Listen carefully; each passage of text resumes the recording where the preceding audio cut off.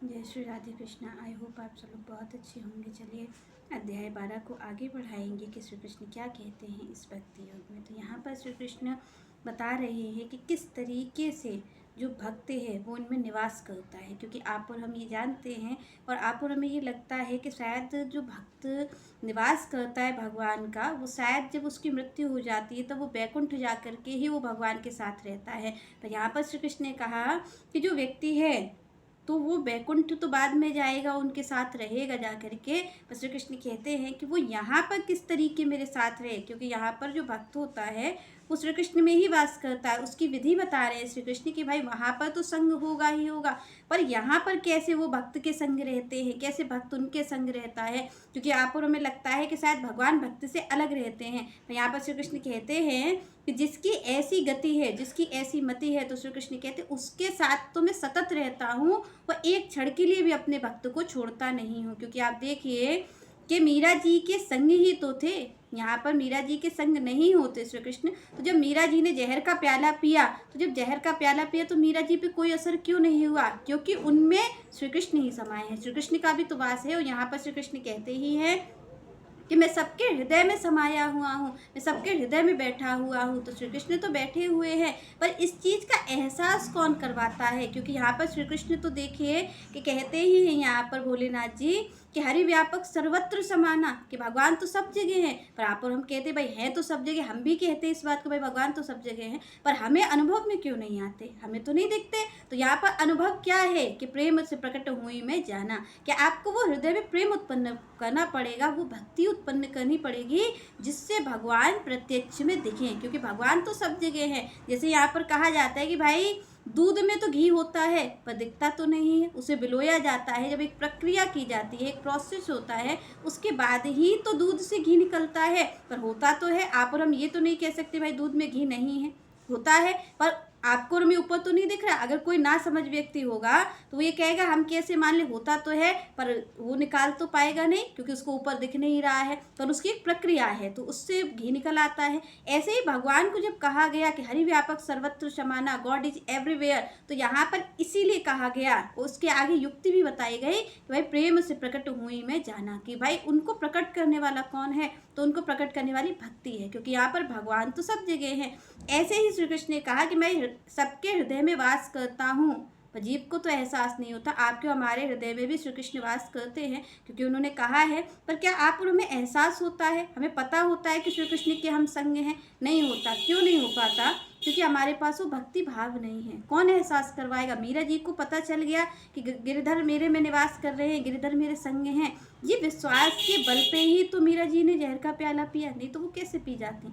क्योंकि आप और हम तो नहीं पी सकते। आप और हम तो छोटी छोटी चीज़ों को भी डरते हैं कि ये चीज़ कहीं हम गलत नहीं खा लें, हमें कुछ ना हो जाए। पर यहाँ पर आप देखिए कि मीरा जी जहर का प्याला पी गई, तो किस भरोसे पे पी गई हैं? क्योंकि वो जानती हैं कि श्री कृष्ण भी मेरे साथ निवास कर रहे हैं, जो भगवान ने कहा है आप और हम सुनते भी हैं, आप और हम 4 लोगों में कह भी लेते हैं, पर उस चीज़ पे हमें भरोसा नहीं होता। मीरा जी को क्या है? मीरा जी को भरोसा है कि श्री कृष्ण मेरे साथ हैं। वो उसका ही परिणाम ये था कि आप देखिए कि मीरा जी को जहर का प्याला दिया गया, मीरा जी हंस करके पी गई और उनके प्राणों की रक्षा भी हो गई। वो कालकूट विष वो मीरा जी पे असर नहीं किया, मीरा जी पर कोई फर्क नहीं हुआ, और मीरा जी का जो रंग रूप था वो और बढ़ गया, वो भगवान की भक्ति में और ज़्यादा लीन हो गई। तो इसका परिणाम क्या है कि भगवान रहते हैं हमेशा। भगवान ने कहा मैं सबके हृदय में निवास करता हूँ, पर ये जो भाव है इसको सुदृढ़ करता कौन है? इसको भक्ति सुदृढ़ करती है। भक्ति से हमें भरोसा होता है। भगवान तो है, जैसे आप देखिए दूध में घी तो है, पर भरोसा तो नहीं है।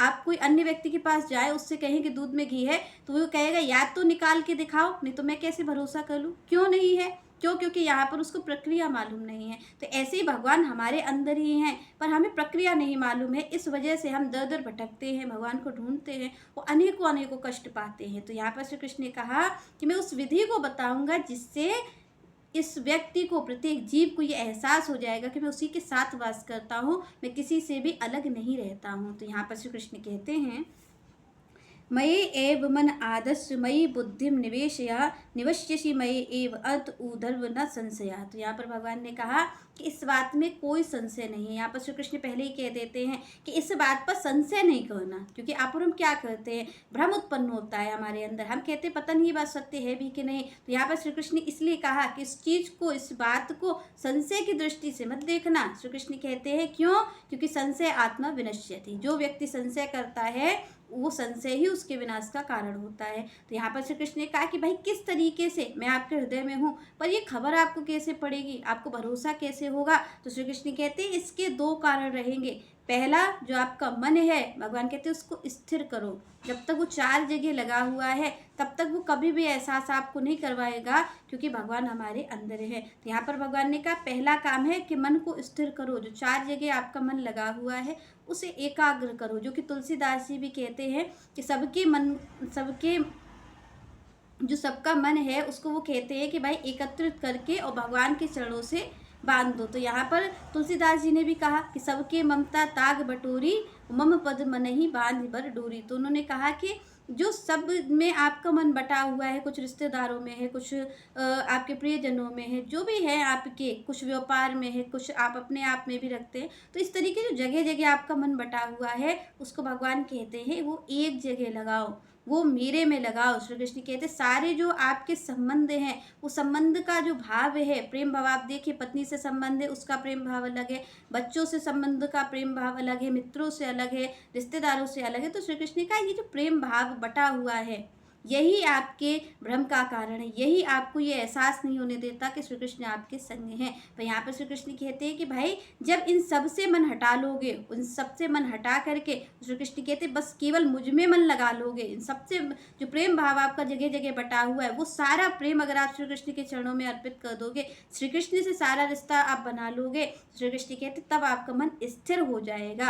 और जब स्थिर हो जाएगा तो भगवान कहते जैसे ही मन स्थिर होगा तो भगवान ने कहा बुद्धि का निवेश, बुद्धि मुझ में लगाओ। भगवान ने कहा बुद्धि, क्योंकि बुद्धि भ्रम उत्पन्न करती है, बुद्धि अनेक अनेक तर्क उत्पन्न करती है। आप देखिए कि आपसे कोई कहेगा कि भगवान इस प्रकार मिलेंगे तो आपकी बुद्धि उसमें तर्क उत्पन्न करेगी, तर्क वितर्क करेगी कि ऐसा हो सकता है कि नहीं हो सकता, मैं ऐसा क्यों करूं और किसने ऐसा किया। तो ये तो तमाम तरीके के प्रश्न उठते हैं। आप देखिए कि कई भक्त होते हैं वो कहते हैं कि आज हमारा ये प्रश्न है, ये प्रश्न है। तो जो अनेकों अनेकों तर्क वितर्क उठ रहे हैं तो किसका परिणाम है, वो बुद्धि का ही परिणाम है। तो भगवान ने कहा जब तक बुद्धि संसार में लगेगी तब तक तर्क वितर्क करेगी। और श्री कृष्ण का जब बुद्धि मुझ में लग जाएगी तो वो फिर कुछ और नहीं करेगी, वो केवल भगवान का भजन ही करेगी। तो भगवान ने कहा कि भाई मन को स्थिर करो और बुद्धि को मुझ में लगाओ। जब श्री कृष्ण कहते ये दो काम कर लोगे, मन स्थिर हो जाएगा, सतत मेरा चिंतन करेगा, बुद्धि भी ये भरोसा कर लेगी कि भगवान ने मेरे हृदय में निवास करते हैं। तो श्री कृष्ण कहते फिर उसके बाद तुम्हें प्रकट हो जाता हो, फिर तो भक्तों को ये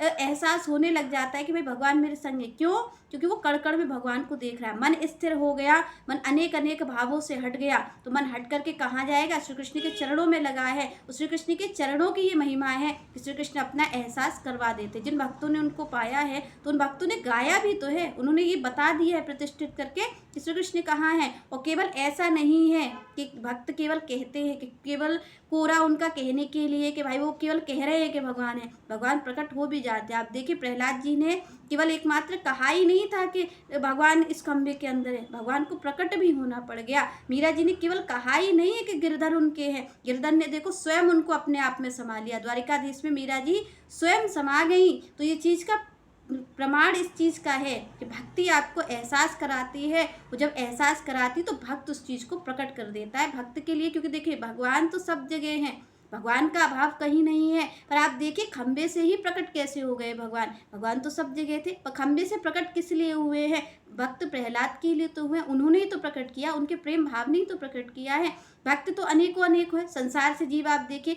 कि कौन ऐसा है जो स्वशरीर जाता हो, पर देखिए मीरा जी कैसे उनमें समा गई जाकर के। ये भक्ति का ही तो परिणाम है कि कैसी भक्ति की है मीरा जी ने, कि मीरा जी उनके श्री विग्रह में समा गई है जाकर, जो कि आज तक तो कभी नहीं हुआ है। तो भक्त केवल कहता नहीं है कि श्री कृष्ण उसके संग है, श्री कृष्ण इस चीज़ को प्रकट करके दिखा देते हैं कि वो अपने भक्ति की कैसे संग रहते हैं। पर श्री कृष्ण ने कहा कि इसके मूल में क्या है, इसके मूल में विश्वास है। और जब मन एकाग्र होगा श्री कृष्ण कहते बुद्धि स्थिर हो जाएगी, बुद्धि मुझ में लग जाएगी। श्री कृष्ण कहते तब ये भाव प्रकट होता है, तब ये प्रेम भाव प्रकट होता है, जिससे कि श्री कृष्ण की यहाँ पर प्रकट हो जाते हैं। श्री कृष्ण को भी प्रकट हो जाना पड़ता है। चलिए नेक्स्ट चर्चा हम नेक्स्ट वीडियो में करेंगे।